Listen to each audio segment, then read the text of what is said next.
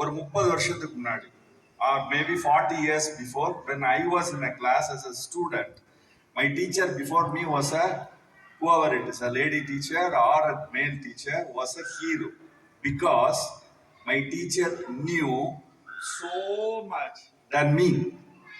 இல்லையா? அது பேரண்டா இருந்தாலும் கூட. ஆனா இன்னைக்கு இருக்கிற குழந்தைகள் எப்படி இருக்கிறாங்க?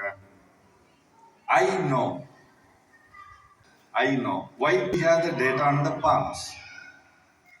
They have the data and we need to mentor how to use the data. அதை எப்படி சொல்லிக் கொடுக்கணும்? பக்குவமா சொல்லு.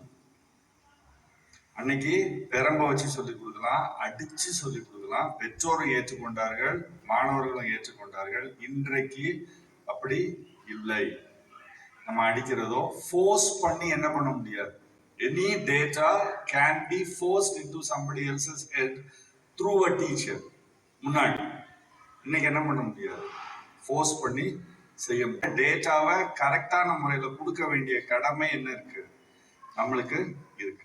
Two things we have to do. Whatever you have got, your subject knowledge is very important, and next is how you relate your subject to life skills. Life skills க்கு எப்படி convert பண்றதுங்கிறதுக்கு a very good blend of knowledge and the correct understanding of the subject is very, very, very essential. The teacher keeps on changing. Inneki the attitude of the teacher has to change. That is very, very important. Okay, so change your attitude and make whatever content you have and the language you are related to and the kind of school you are working and all these things, if you can relate, you can be a better mentor and a better teacher.